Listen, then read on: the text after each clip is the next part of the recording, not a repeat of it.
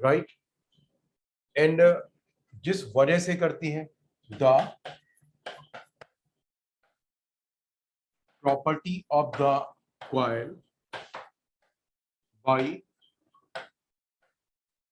by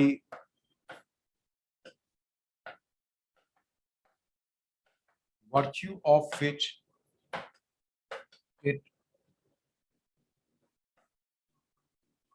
does so is called mutual inductance। बच्चों इसे हम क्या बोलते हैं? We call it mutual inductance. जिस प्रॉपर्टी की वजह से कॉइल ऐसा कर रही है, that is called mutual inductance. ठीक,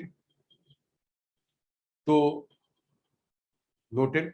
नाउ सी, अब इसका मैथमेटिकल पार्ट हम देखते हैं। मैथमेटिकल पार्ट में इसके ये है कि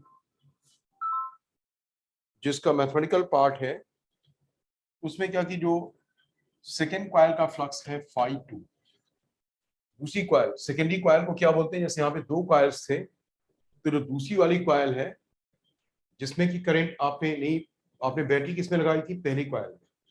तो जो पहली वाली कॉइल थी, मतलब ये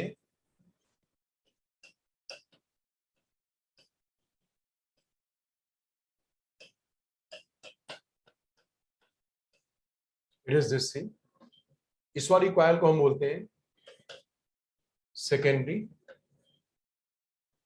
और इस वाली कॉइल को जिसमें कि हम करंट के चेंजेस लाते हैं, अपनी ओर से इनिशिएट करते हैं, दैट इज कॉल्ड प्राइमरी। तो जो सेकेंडरी कॉइल का फ्लक्स फाई टू है, phi two will be equal to, phi two is proportional to current I one. जितनी ज्यादा करंट इस कॉइल में होगी उसकी फील्ड उतनी ज्यादा होगी, वही फील्ड यहां से पास होगी तो इसका फ्लक्स क्या होगा? उतना ज्यादा होगा। तो flux phi two is proportional to I one, that is flux phi two is equal to M21 into I1। M21 is what? M21 is a constant of proportionality called coefficient of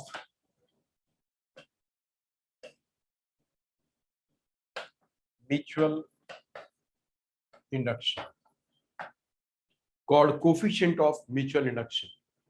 It is a constant of proportionality called coefficient of mutual induction। समझ गया आप इसे? phi 2 equals to M21 into I1, this is called coefficient of mutual induction। हाँ, ऐसा नहीं कि जैसे होगा क्या, कोई भी केस हो, अभी मैं कैलकुलेशन सिखाऊंगा, M21 is always equal to M12। मतलब यहाँ पे जैसे आप ये सोचो कि दूसरी वाली कॉइल इस सर्किट के करंट के चेंजेस को अपोज कर रही है, तो फिर क्या याली कॉइल इसके करंट के चेंजेस को अपोज कर रही है? तो क्या याली कॉइल इसके करंट के चेंजेस को अपोज नहीं कर रही होगी? इसमें भी करंट का चेंज हुआ ना, पहले जीरो था फिर कुछ करंट आया, दोनों कॉइल्स एक दूसरे के करंट के चेंजेस को अपोज करती है। और उसके लिए जो अपोजिंग फैक्टर है, ये coefficient of mutual induction, M21 will always be equal to M12 irrespective of कि किस कॉइल का साइज क्या है, किस कॉइल की रेडियस क्या है, etcetera, they will always be equal. और हम इसे M बोलेंगे, बट बोलने के लिए कि अगर हमारी ये प्राइमरी कॉइल है और ये सेकेंडरी है, तो we call it what? M21। So this what M। Is that clear? अब यहाँ पे जो वही क्वेश्चन जो अभी मैंने आपसे बताया था, वो क्वेश्चन इस फॉर्म में होगा। बोला गया इन प्राइमरी कॉइल, जैसे आपने इसमें क्या करा, इस वाले में आपने क्या, d2 by dt is equal to M21 into di1 by dt। तो ये कोएफिशिएंट ऑफ सेल्फ इंडक्शन से डिफरेंस है।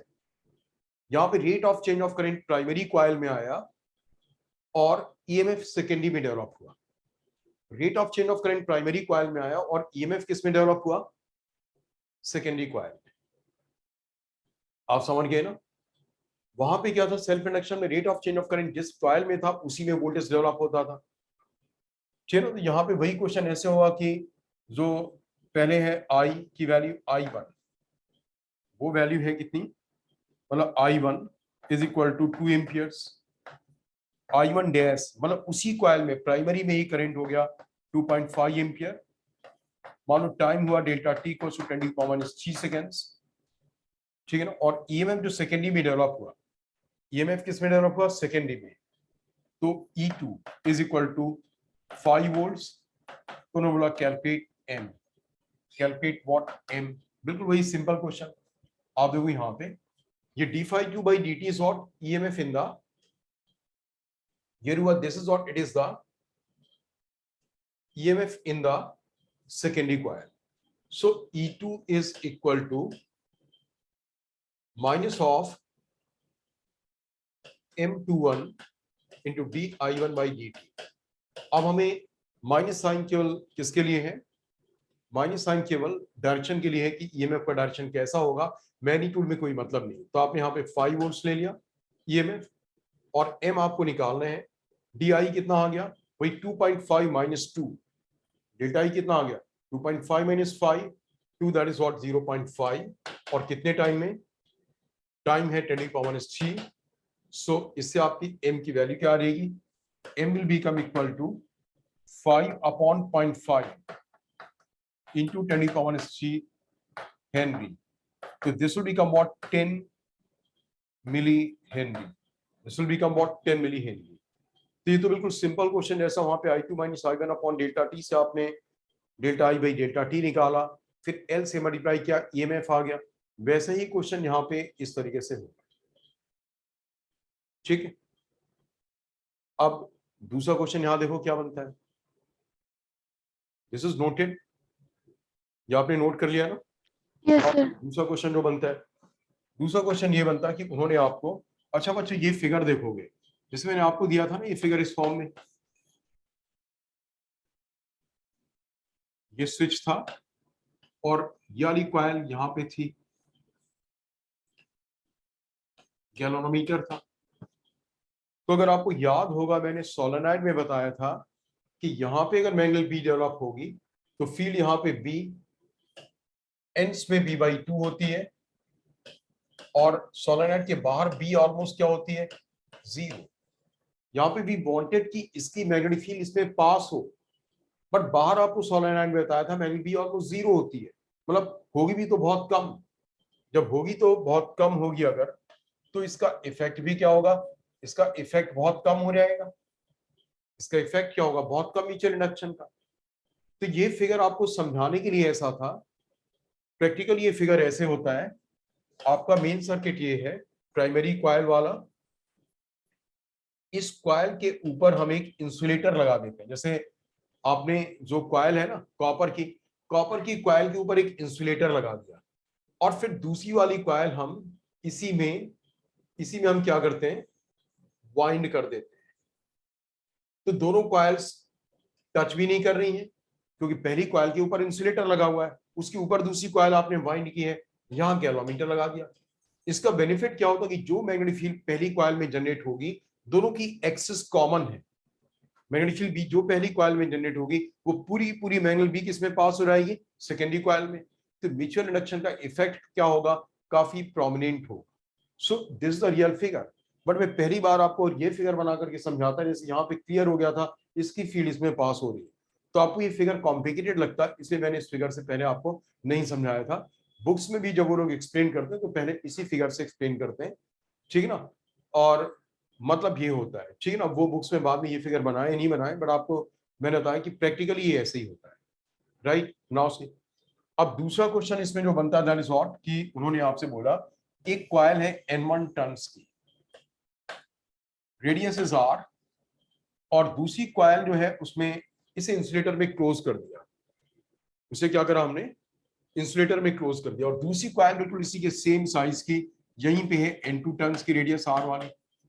बोलेंगे इनका कोएफिशिएंट ऑफ म्यूचुअल इंडक्शन निकालना है। आप किसी भी एक कॉइल को प्राइमरी कॉइल ले लेते हो, आपने जैसे N1 वाली को ले लिया, N1 प्राइमरी कॉइल है। So please उसमें repeat आपने the क्या question. करा? यस सर आपने वो क्या कहा कि N2 टर्म, हमने एक कॉइल N1 टर्न्स की ली, कॉपर की, रेडियस R की, उसे एक इंसुलेटर में क्लोज कर दिया, उसी के ऊपर दूसरी कॉइल N2 टर्न्स की वाइंड कर दी, सेम रेडियस की, ताकि एक का करंट दूसरे में पास ना हो, एक दूसरे को कंडक्टिवली टच नहीं कर रही है, राइट। आप देखो क्या होगा, जो हम N1 वाली को हमने प्राइमरी कॉइल लिया तो उसमें हम मानेंगे करंट I1 ले लिए, तो उस कॉइल की मैग्नेटिक फील्ड B कितनी होगी, μ0/2 into I1/R into what N1। Primary coil में ये फील्ड प्रोड्यूस होगी, दोनों की एक्सेस कॉमन है, तो जो फील्ड प्राइमरी कॉइल में जनरेट हुई वही फील्ड दूसरे से पास हो जाएगी। So into what pi r square, into what pi r square. जो उसका फ्लक्स आ गया दूसरी का 1 टन का, ये तो लेकिन 1 टन का फ्लक्स हुआ, दूसरे में N2 टन्स है, इंटू वॉट N2, ये टोटल फ्लक्स आ गया दूसरी कॉइल का। अब जो दूसरी कॉइल का टोटल फ्लक्स हुआ, जो दूसरी कॉइल का टोटल फ्लक्स हुआ, उस फ्लक्स को आप किसके इक्वल कर दो, आप इस फ्लक्स को इक्वल कर दो किसके, MI1। याद है आपको हम करते क्या थे, phi2 is equal to MI1। Coefficient of self induction में क्या होता था, phi1 इक्वल टू LI1, मतलब जिस कॉइल की करंट उसी का फ्लक्स, तो प्रोपोर्शनली कांस्टेंट क्या आएगा, L। जिस कॉइल की करंट दूसरे का फ्लक्स, तो प्रोपोर्शनली कांस्टेंट क्या आएगा, M। Is that clear. तो यहाँ पे phi2 है, मैंने दूसरी वाली कॉइल का फ्लक्स लिया है, और करंट पहले की है, I1 से I1 कैंसिल हो जाएगा, you'll get the value of what, M। आपको M की वैल्यू पता लग गई, समझ गए, this is clear. Yes sir. Now से, अच्छा यहां पे हमने सेम साइज की क्वाइल्स ले ली, अगर हम क्वाइल्स डिफरेंट साइज की लेंगे तो क्या होगा, let's see that. Noted. Now से हमने क्या किया, एक स्मॉल आर रेडियस की क्वाइल ले ली, एक कैपिटल आर रेडियस की क्वाइल ले ली। अब हमें इसका कोएफिशिएंट ऑफ म्यूचुअल इंडक्शन निकालना है, ठीक है ना। मैंने क्या किया, बड़ी वाली कॉइल को प्राइमरी ले लिया और इसमें करंट आई ले लिया। इसके ड्यू टू मैग्नेट बी कितनी आएगी, μ0/2 इंटू I/R, ठीक है ना, इतनी फील्ड आएगी, और ये फील्ड इसके सेंटर पे होती है। अच्छा एक चीज आप ध्यान दो, जब मुझे फ्लक्स निकालना है जैसे, तो हम करते क्या है, आर रेडियस की कॉइल, करंट इज आई, तो हम इसकी मैग्नेटिक फील्ड बी कितनी लेते हैं, μ0/2 इंटू I/R, और इसे इसके पूरे सर्कल के, पूरी कॉइल के एरिया से मल्टीप्लाई कर देते हैं for the calculation of flux. अब ये 100% करेक्ट नहीं है, ये जो फील्ड निकालते हैं ये फील्ड तो इसके सेंटर पे होती है, ये फॉर्मूला किसका होता है, μ0/2 इंटू I/R, सेंटर का, फिर हम पूरे एरिया से मल्टीप्लाई करते हैं, वो गलत है। बट होता क्या है, जिस तरीके की क्वाइल्स हम इसमें यूज करते हैं मैग्नेटिज्म में, हम उन क्वाइल्स की रेडियस बहुत छोटी रखते हैं, बिकॉज रेडियस बहुत छोटी है तो हम मानते हैं कि वो रेडियस इतनी है कि they are almost concentrated at the centre itself, उसके सेंटर पे, इसलिए पूरी एरिया से क्या करते हैं, मल्टीप्लाई करते हैं। अब यहाँ पे जो ये मैग्नेटिक फील्ड डेवलप होगी, ये तो बड़ी वाली कॉइल के सेंटर पे डेवलप होगी, बड़ी वाली कॉइल के सेंटर पे डेवलप होगी ना, ये फील्ड बाहर की ओर आएगी, ठीक है ना। तो पूरी की पूरी छोटी कॉइल का फ्लक्स क्या रहेगा, छोटी वाली कॉइल का phi2, यह रहेगा आपका μ0/2 into I/R into pi r square, क्योंकि इस पूरे के एरिया में इतना फ्लक्स है, इस पूरी एरिया में इतनी मैग्नेटिक फील्ड है, दैट मींस कि फ्लक्स आ जाएगा phi2, और phi2 बच्चों किसके इक्वल होगा, MI1, किसके इक्वल होगा, MI1। आपने I1 को यहाँ पे I लिया था, जो आपका I1 था वही तो I था, तो I से I कट गया और M की वैल्यू आ गई। मतलब अगर आपकी एक कॉइल छोटी और एक कॉइल बड़ी है, आपने इसे ले लिया। मैंने देखो आपको बताया नहीं था कि मैंने बड़ी वाली कॉइल को प्राइमरी क्यों लिया है, अब मैं बताता हूं। अगर आप छोटी वाली कॉइल को प्राइमरी लोगे तो होगा क्या, करंट आपने इसमें ली, ठीक से समझना मेरी बात, आपने करंट क्या ली, छोटी वाली कॉइल में ली। अब इस करंट से जो आप मैग्नेटिक फील्ड निकालोगे वो तो इसके सेंटर पे निकलेगा,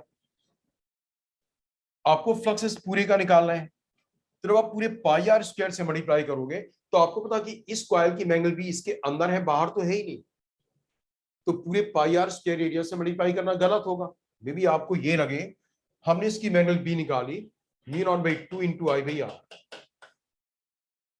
और क्योंकि हमें पता कि इसकी मैग्नेट बी केवल इसके अंदर वाले पार्ट में है और मुझे फ्लक्स बाहर वाले का निकालना है, तो इसकी फील्ड, छोटी वाली कॉइल की फील्ड बाहर नहीं है, तो आपको लगे कि मे बी की बड़ी वाली कॉइल का केवल अंदर वाले एरिया में ही फ्लक्स है, और आप पाई आर स्क्वायर से मल्टीप्लाई कर दो। ये गलत है।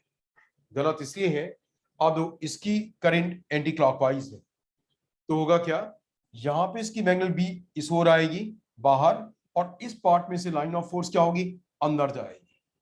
जो लाइन ऑफ फोर्स यहां से बाहर आएगी वही लाइन ऑफ फोर्स यहां पे क्या होगी, अंदर जाएगी। जब वो लाइन ऑफ फोर्स यहां पे अंदर जाएगी तो इस पार्ट का फ्लक्स पॉजिटिव, इस पार्ट का फ्लक्स निगेटिव, बट आपको ये नहीं पता कितना निगेटिव। जैसे यहां से 10 लाइंस ऑफ फोर्स बाहर आई, इस पार्ट में से 10 लाइंस ऑफ फोर्स बाहर आई, तो वो पूरी की पूरी 10 लाइंस ऑफ फोर्स यहां थोड़ी जा रही है, वो तो यहां से लेकर के इंफिनिटी तक के पार्ट में बाहर जा रही है। तो इस पार्ट में से कितनी लाइंस ऑफ फोर्स अंदर जाएंगी नहीं पता आपको। इसलिए क्या हुआ, अगर आप छोटी वाली कॉइल को प्राइमरी ले लोगे तो बड़ी वाली कॉइल का फ्लक्स आप डायरेक्टली कैलकुलेट नहीं कर पाओगे। इसलिए moral of the story is this, कि whenever a smaller coil and a bigger coil is given to you for the calculation of coefficient of mutual induction, always select the bigger coil as the primary coil. आप बड़ी coil को क्या करोगे, primary coil लोगे, और छोटी coil को secondary coil लोगे। तो बड़ी कॉइल में करंट आई डालोगे, उससे उसकी फील्ड निकालोगे, वो फील्ड छोटी कॉइल से पास होगी तो उसका फ्लक्स निकालोगे, and you keep that equal what, M I. बड़ी वाली कॉइल में करंट आई ली, उसकी फील्ड निकाली, वो फील्ड छोटी वाली कॉइल से पास हुई, पाई आर से उसका फ्लक्स निकाला, you keep that equal to M I, I से आई कैंसिल हुआ, and you got the value of what, M. Is that clear? चलिए अब आप देखो, मैं एक और एग्जांपल देता हूं। आपके पास एक सोलेनॉइड है, number of turns N1, in length L1। इसी में दूसरी सोलेनॉइड वाइंड की गई है, वही कंडक्टिवली वाइंड की गई होगी, नॉन कंडक्टिवली वाइंड की गई होगी। ये कॉइल इतनी लंबी है, इसकी लेंथ L2 है और नीचे वाली की लेंथ L1 थी। जो नीचे वाली कॉइल है उसकी लेंथ कितनी है, इट इज L1, इसकी लेंथ L1 थी, और इसमें नंबर ऑफ टर्न्स N2 है। इसमें नंबर ऑफ टर्न्स कितने, N2। तो बच्चों आप देखोगे मैंने क्या बोला, और रेडियस दोनों की ऑलमोस्ट आर है, तो मैंने क्या बोला, बड़ी वाली कॉइल को प्राइमरी कॉइल, तो बड़ी वाली कॉइल को प्राइमरी लिया, उसकी एंगल बी निकाली, me not N1 by L1 हो गया ना, B naught N1 by L1, small n into what, current I. आपने करंट कितनी ली, आई, तो एंगल बी आ गई। ये मैग्नेटिक फील्ड बी जो छोटी वाली कॉइल है सेकेंडरी कॉइल, उसके एक टर्न से पास होगी तो उसका फ्लक्स होगा पाई आर स्क्वायर, सारे टर्न से पास होगी, सारे टर्न्स कितने हैं, इंटू N2, सारे टर्न्स कितने हैं, इंटू N2। इतना फ्लक्स हुआ। ये फ्लक्स आया सेकेंडरी कॉइल का, क्योंकि आपने सेकेंडरी के N2 से मल्टीप्लाई किया, और ये फ्लक्स किसके इक्वल होगा, एम आई, आई से आई कैंसिल, एम आ गया। अब बच्चों आप देखो, अगर आप इसका उल्टा करते, अगर आप इसका उल्टा करते तो होता क्या कि आपने, क्योंकि जब आपने बड़ी वाली कॉइल को प्राइमरी लिया, बड़ी वाली कॉइल के पूरे के अंदर मैग्नेटिक फील्ड भी है, तो छोटी कॉइल के हर एक टर्न में से फ्लक्स पास हो रहा है, फील्ड पास हो रही है। लेकिन अगर आप N2 वाले में करंट आई पास कराते, मतलब आप करंट आई पास किसमें कराते, N2 वाले में, तो उसमें मैग्नेल बी कितनी होती, mu naught by 2 into I by R, इतनी होती ना field, mu naught, I am sorry, field होती mu naught into N2 by L 2 into I, इतनी मैग्नेल बी होती। लेकिन ये फील्ड केवल L2 लेंथ तक होती, पूरे लेंथ में नहीं होती। तो आप पूरे सारे टर्न्स का फ्लक्स कैसे निकालते? तो कई बार होगा, जैसे सर्कल वाले में तो आप बाहर वाले अगर अंदर करंट ली तो बाहर वाले का फ्लक्स ही नहीं निकाल पा रहे। यहां पे फिर भी तरीका बन जाता निकालने का, किस तरीके से, कि जितने टर्न्स L1 वाली कॉइल, जो बड़ी वाली कॉइल है, जितने टर्न्स उसकी L2 लेंथ में आ जाएंगे, क्योंकि ये एंगल भी केवल L2 लेंथ में प्रेजेंट है, तो उसके L2 लेंथ में जितने टर्न्स आ जाएंगे उसमें फ्लक्स होगा। तो आपने एक टर्न का फ्लक्स किया पाई आर स्क्वायर, और जो बड़ी वाली कॉइल है उसके L1 L2 लेंथ में कितने टर्न्स होंगे, N2 upon N1 upon L1 turns है यूनिट लेंथ में, तो L2 लेंथ में कितने टर्न्स होंगे, इतने। फ्लक्स तो उन्हीं में होगा जो छोटी वाली कॉइल के सामने टर्न्स है, that equals what, M I. I से आई कैंसिल होगा। एम की वैल्यू बच्चों देखो यहां से और वहां से सेम आ रही है। एम की वैल्यू क्या आएगी? सेम आएगी। एम कभी ऐसा नहीं होता कि एक कॉइल छोटी एक कॉइल बड़ी तो उसका M21 या M12 डिफरेंट आएगा, it will be same. But क्या होगा कि कई बार आप जब बड़ी वाली कॉइल को छोटी वाली कॉइल को प्राइमरी लोगे तो बड़ी वाली का फ्लक्स कैलकुलेट नहीं कर पाओगे, जैसे पिछले केस में था। यहां बाय द वे कैलकुलेट कर लिया, लेकिन आपको ज्यादा लेंदी हुआ, तो मेरी बात मानो, क्या बड़ी वाली कॉइल को प्राइमरी लो, छोटी वाली को सेकेंडरी लो, बड़ी वाली में करंट आई मान के उसकी फील्ड निकालो, और फिर सेकेंडरी का फ्लक्स, छोटी वाली का फ्लक्स निकालो, उसे M इंटू आई के इक्वल करो। तो उससे क्या होगा? एम की वैल्यू आ जाएगी। समझ गया आप इसे बच्चों? Yes. ठीक है, now see this is clear ना? नाउ सी अब आप देखोगे, नाउ सी अब इसमें मेरे जेई में 2-3 सालों में नॉट मोर देन 4 इयर्स का पीरियड नहीं है।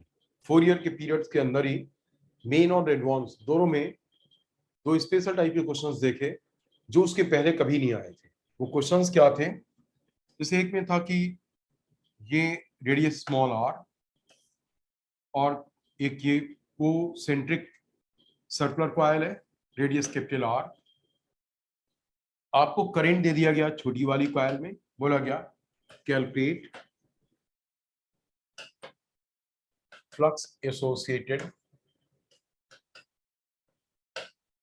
With the bigger coil. You see how good the question was, क्योंकि अभी भी आपको बताया कि अगर आप छोटी कॉइल में करंट आई लोगे तो बड़ी वाली कॉइल का फ्लक्स कैलकुलेट नहीं कर पाओगे। अब देखो मैंने क्या करा, बड़ी वाली कॉइल में करंट आई नॉट ले लिया। ठीक से देखना, बड़ी वाली कॉइल में करंट क्या किया? आई नॉट। तो बड़ी वाली कॉइल की मैग्नेट बी कितनी आ गई? कितनी आ गई? ये पूरी की पूरी फील्ड बच्चों, ये जो पूरी की पूरी मैग्नेटिक फील्ड है ये अंदर वाली से पास होगी, तो छोटी वाली का फ्लक्स कितना आ गया? पाई आर स्क्वायर। करंट इस वाले में ली, फ्लक्स इसका निकाला, so that will be equal to what? M I. I से आई कट गया, आई नॉट, ठीक, एम आई नॉट से आई नॉट कट गया, क्योंकि हम जब करंट इसकी लेंगे फ्लक्स इसका निकालेंगे, so that what? M I naught. इससे एम की वैल्यू क्या आ गई?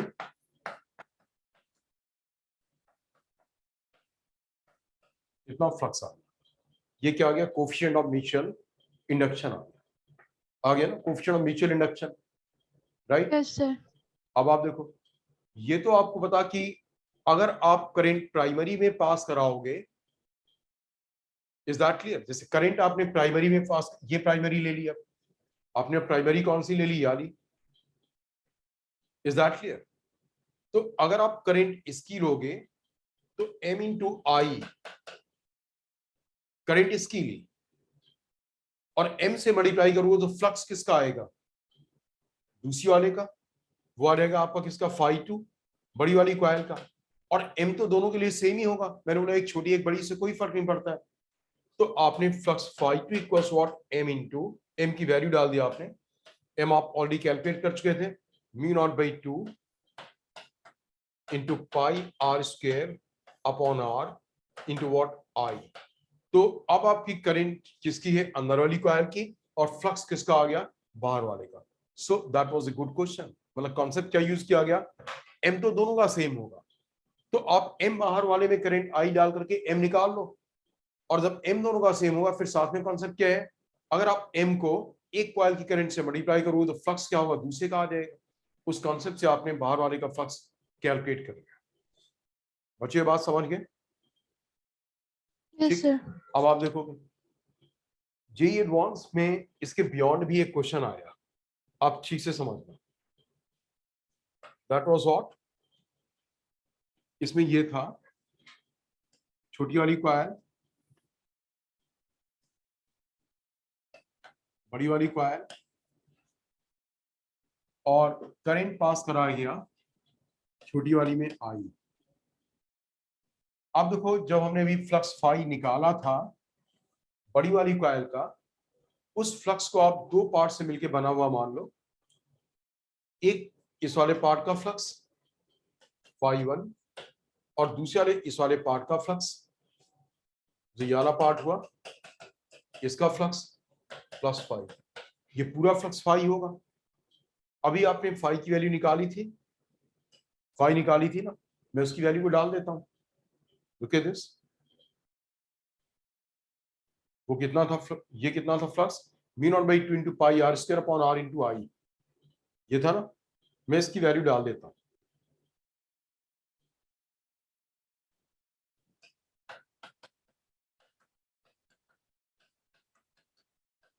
कितना था फ्लक्स, ये कैलकुलेट किया था ना।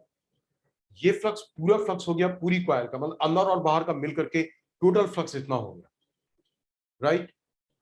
अब इसमें से अंदर वाले का फ्लक्स कितना है वो तो हमें पता है, कितना अंदर वाले पार्ट का फ्लक्स इतना है। इसमें जब करंट आई तो अंदर मैग्नेट भी क्या होगी, ये होगी। अंदर वाले पार्ट का फ्लक्स इतना, तो बाहर वाले का फ्लक्स क्या आएगा, +φ2।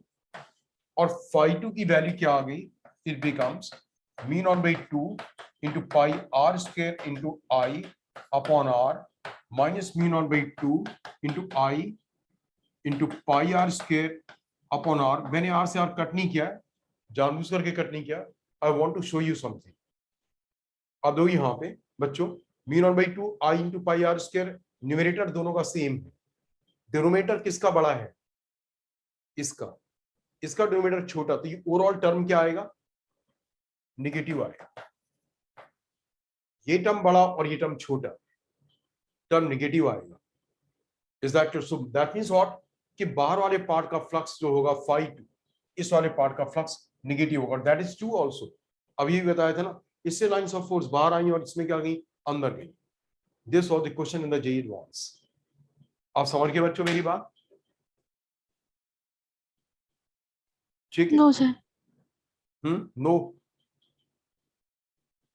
मैंने बोला जब आप करंट इसमें पास कराओगे तो हमने ये तो अभी पिछले क्वेश्चन में कैलकुलेट किया कि पूरे का फ्लक्स कितना होगा, ओवरऑल पूरे का फ्लक्स फाई जो होगा उसे मैंने दो पार्ट से मिलकर माना बना हुआ, एक अंदर वाले का फ्लक्स प्लस बाहर वाले का फ्लक्स φ1 + φ2। तो हमने पूरे का फ्लक्स निकाला और अंदर वाले का फ्लक्स φ1 कितना होगा, μ0/2 into I by r into pi r square. तो जो बाहर वाले पार्ट का फ्लक्स φ2 है उससे φ2 की वैल्यू निकाल ली, ठीक है। तो अब बच्चों आप लोग थ्योरी में जो रेगुलर बैच है उस बैच के, आप उन बैच के इक्वल आ गए, मतलब उतना ही इतना ही उनका हुआ है जितना आपका हुआ है, ठीक है। केवल आप लोग जो इमरान मिली आप पीछे किसमें हो, कि जो कृष्णा आप लोग पीछे हो कि आपने अभी force on a moving charge और करंट कैरिंग वायर के असाइनमेंट्स नहीं किए, ठीक है ना। तो आप इसके इमीडिएटली अब व्हाट आई एम डूइंग कि मैं आपको पीडीएफ तो आज ही कर दूंगा उसका असाइनमेंट का, आप इसका असाइनमेंट करोगे और होपफुली जितनी जल्दी आप करोगे मैं पीडीएफ आज ही भेज दूंगा आपको। और वो आपकी बुकलेट्स भी जो है कि अगर नहीं भेजी गई हैं, मुझे रिकॉर्ड में देखना होगा तो क्या होगा, वो आपको इमीडिएटली मैं डिस्पैच करा दूंगा, पीडीएफ मिल जाएगा असाइनमेंट का, सो दैट कि आप सॉल्व करना तुरंत स्टार्ट कर दो। और अगर कल नहीं तो डेफिनेटली आप परसों आई कीप ए सेशन, मतलब जो भी है, या तो थर्सडे में या फिर वेडनेसडे में। अगर आपके ऊपर है, हो सकता है कल इवनिंग तक भी आप रेडी हो रहा हो तो कल इवनिंग में भी I can take a session, तो मैं उसके डाउट्स बताऊंगा आपको, ठीक है ना। अब ये सेशन मैं यहाँ पे एंड कर रहा हूँ।